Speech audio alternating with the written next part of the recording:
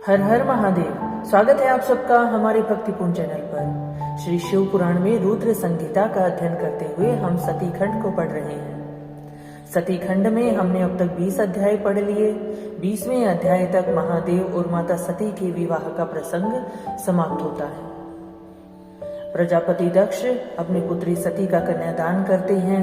महादेव प्रजापति से विदाई ले कैलाश पर्वत को जाते हैं। आगे की चर्चा आज के अध्याय 21 में। यदि आप चैनल पर नए हैं तो कृपया चैनल को लाइक, शेयर और सब्सक्राइब जरूर से कर लें। बेल आइकन प्रेस करना बिल्कुल ना भूलें ताकि आने वाली वीडियो का नोटिफिकेशन आप तक पहुंचता रहे। तो चलिए, बहुत ही सुंदर वृतांत चल रहा है। आगे की कथा की शुरुआत करते हैं। बोले शंकर भगवान की जय। आज का 21वां अध्याय है सती का प्रश्न तथा उसके उत्तर में भगवान शिव द्वारा ज्ञान एवं नवधा भक्ति के स्वरूप का विवेचन। तो देखते हैं माता सती भगवान शिव से क्या पूछती है। कैलाश तथा हिमालय पर्वत पर श्री शिव और सती के विविध विहारों का विस्तार पूर्वक वर्णन करने के पश्चात ब्रह्मा जी ने कहा कि हे मुने, एक दिन की बात है। देवी सती एकांत में भगवान शंकर से मिली और उन्हें भक्ति पूर्वक प्रणाम करके दोनों हाथ जोड़कर खड़ी हो गई। प्रभु शंकर को पूर्ण प्रसन्न जान नमस्कार करके विनीत भाव से खड़ी हुई दक्ष कुमारी सती भक्ति भाव से अंजलि बांधकर बोली। सती ने कहा, हे देव, हे महादेव, हे करुणा सागर प्रभु, हे दीन उद्धार परायण, हे महायोगिन, मुझ पर कृपा कीजिए।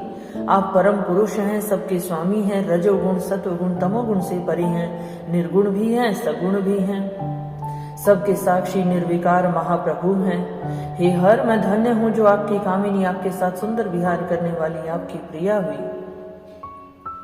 हे स्वामी, आप अपनी भक्त वत्सलता से ही प्रेरित होकर मेरे पति हुए हैं। आपने मुझ भक्त पर कृपा ही की है जो आप मुझे पति रूप में प्राप्त हुए हैं। हे नाथ, मैंने बहुत वर्षों तक आपके साथ विहार किया। हे महेशान, इससे मैं बहुत संतुष्ट हो गई हूँ और मेरा मन उधर से हट गया है। हे देवीश्वर हर, अब तो मैं उस परम तत्व का ज्ञान प्राप्त करना चाहती हूँ जो निरतिशय सुख प्रदान करने वाला है तथा जिसके द्वारा जीव संसार दुख से अनायास ही उद्धार पा सकता है।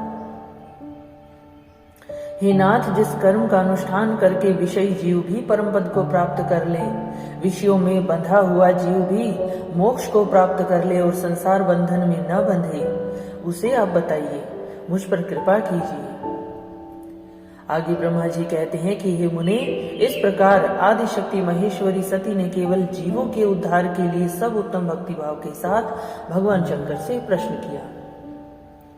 तब उनके इस प्रश्न को सुनकर स्वेच्छा से शरीर धारण करने वाले और योग के द्वारा भोग से विरक्त चित्त वाले स्वामी शिव ने अत्यंत प्रसन्न होकर सती से इस प्रकार कहा। शिव बोले, हे देवी, हे दक्षिणंदिनी, हे महेश्वरी, सुनो, मैं उसी परम तत्व का वर्णन करता हूँ जिससे वासनाबद्ध जीव तत्काल मुक्त हो सकता है।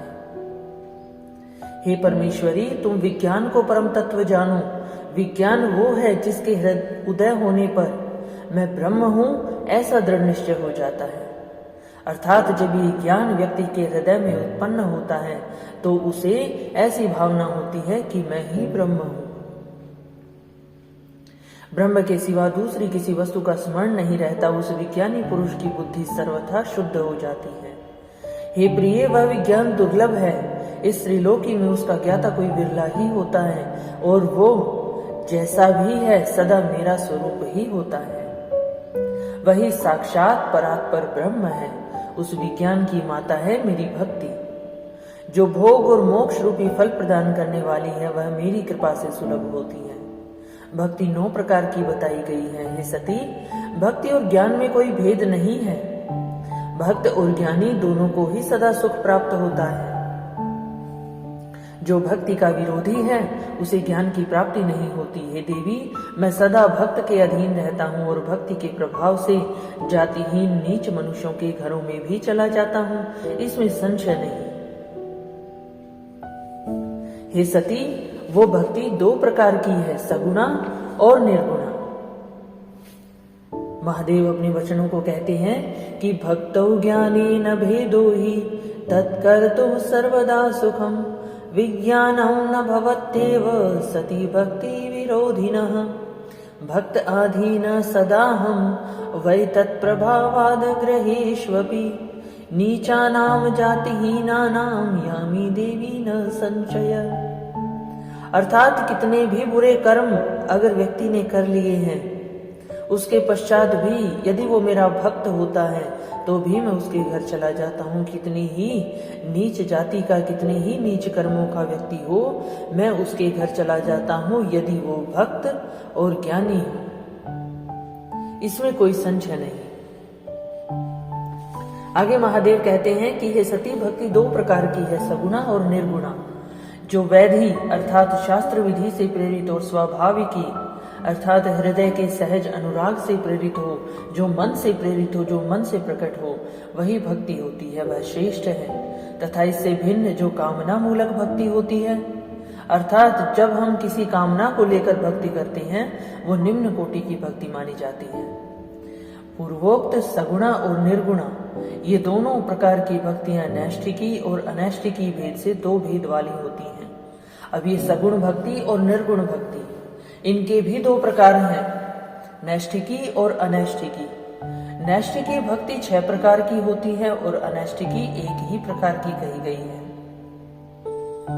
विद्वान पुरुष विहिता और अविहिता आदि भेद से उसके अनेक प्रकार मानते हैं। इन द्विविध भक्तियों के बहुत से भेद प्रभेद होने के कारण इनके तत्व का अन्यत्र वर्णन किया गया है। हे प्रिय मुनियों ने सगुणा और निर्गुणा दोनों भक्तियों के 9 अंग बताए। दक्षनंदिनी, मैं उन 9 अंगों का वर्णन करता हूं, तुम प्रेम से सुनो। हे देवी, श्रवण, कीर्तन, स्मरण, सेवन, दास्य, अर्चन, सदा मीरा वंदन, सख्य और आत्मसमर्पण, ये विद्वानों ने भक्ति के 9 अंग बताए हैं। कहा गया है कि श्रवणम कीर्तनम चैव स्मरणम सेवनम तथा दास्यम तथा अर्चनम देवी वंदनम मम सर्वदा सख्यम आत्मर्पणम चेति नवांगानि विदुर्बुधा। इस प्रकार श्लोक के रूप में 9 भक्तियों के प्रकार बताए। आगे महादेव कहते हैं कि हे शिवे, भक्ति के उपांग भी बहुत से बताए गए हैं। हे देवी, अब तुम मन लगाकर मेरी भक्ति के पूर्वोक्त 9 अंगों के पृथक पृथक लक्षण सुनो। ये जो 9 भक्तियां बताई हैं, उनके लक्षण सुनो। वे लक्षण भोग और मोक्ष प्रदान करने वाले हैं। जो स्थिर आसन से बैठकर तन मन आदि से मेरी की कथा और कीर्तन आदि का नित्य सम्मान करता हुआ प्रसन्नता पूर्वक अपने श्रवण पुटों से उसके अमृत उपम रस का पान करता है, जो अमृत से भी उत्तम है, उस रस का पान करता है, उसके इस साधन को श्रवण कहते हैं। अर्थात जब हम तन मन से एकाग्र चित्त हो महादेव की कथा कीर्तन श्रवण करते हैं, तो ये साधन को श्रवण भक्ति कहलाती है। अर्थात इस भक्ति को श्रवण भक्ति कहते हैं। जो हृदय आकाश के द्वारा मेरे दिव्य जन्म कर्मों का चिंतन करता हुआ प्रेम से वाणी द्वारा उसका उच्च स्वर से उच्चारण करता है, उसके इस भजन साधन को कीर्तन कहते हैं। हे देवी, मुझ नित्य महेश्वर को सदा और सर्वत्र व्यापक जानकर जो संसार में निरंतर निर्भय रहता है, उसी को स्मरण कहा गया है। अरुणोदय से लेकर हर समय सेव्य की अनुकूलता का ध्यान रखते हुए हृदय और इंद्रियों से जो निरंतर सेवा की जाती है, वही सेवन नामक भक्ति है। अपने को प्रभु का किंकर समझकर हृदय अमृत के भोग से स्वामी का सदा प्रिय संपादन करना दास्य कहा गया है। अपने धन वैभव के अनुसार शास्त्रीय विधि से मुझ परमात्मा को सदा पाद्य आदि 16 उपचारों का जो समर्पण करता है, उसे अर्चन कहते हैं। मन से ध्यान और वाणी से वंदनात्मक मंत्रों के उच्चारण पूर्वक 8 अंगों से भूतल का स्पर्श करते हुए जो इष्ट देव को नमस्कार किया जाता है, उसे वंदन कहते हैं। ईश्वर मंगल या अमंगल जो कुछ भी करता है, वो सब मेरे मंगल के लिए ही है, ऐसा दृढ़ विश्वास रखना सख्य भक्ति का लक्षण है। सख्य भक्ति क्या है? जब व्यक्ति ये विश्वास करे कि ईश्वर ने मंगल किया या अमंगल किया, वो सब मेरे लिए मंगल ही होगा। जब ऐसा दृढ़ विश्वास हो जाता है, तो ऐसी भक्ति सख्य भक्ति कहलाती है। कहा गया, मंगल अमंगलाम यत करोति ईश्वरो हि मे सर्वं तन्मंगलायेति विश्वास्य सख्य लक्षणम। ऐसे लक्षण सख्य भक्ति के लक्षण होते हैं। देह आदि जो कुछ भी अपनी कही जाने वाली वस्तु है वो सब भगवान की प्रसन्नता के लिए उन्हीं को समर्पित करके अपने निर्वाह के लिए भी कुछ न बचा कर रखना अथवा निर्वाह की चिंता से भी रहित हो जाना, ये आत्मसमर्पण है। ये मेरी भक्ति के 9 अंग हैं जो भोग और मोक्ष प्रदान करने वाले हैं। इनसे ज्ञान का प्राकट्य होता है तथा ये सब साधन मुझे अत्यंत प्रिय हैं। मेरी भक्ति के बहुत से उपांग भी कहे गए हैं, जैसे बिल्व आदि का सेवन करना। इनको विचार से समझ लेना चाहिए। हे प्रिय, इस प्रकार मेरी सांगोपांग भक्ति सबसे उत्तम है। यह ज्ञान वैराग्य की जननी है और मुक्ति इसकी दासी है। यह सदा सब साधनों से ऊपर विराजमान है और इसके द्वारा संपूर्ण कर्मों के फल की प्राप्ति होती है। यह भक्ति मुझे सदा तुम्हारे समान ही प्रिय है। जिसके चित्त में नित्य निरंतर ये भक्ति निवास करती है, वह साधक मुझे अत्यंत प्यारा है। हे देवीश्वरी, तीनों लोकों और चारों युगों में भक्ति के समान दूसरा कोई सुखदायक मार्ग नहीं। कलयुग में तो ये विशेष सुख एवं सुविधाजनक है।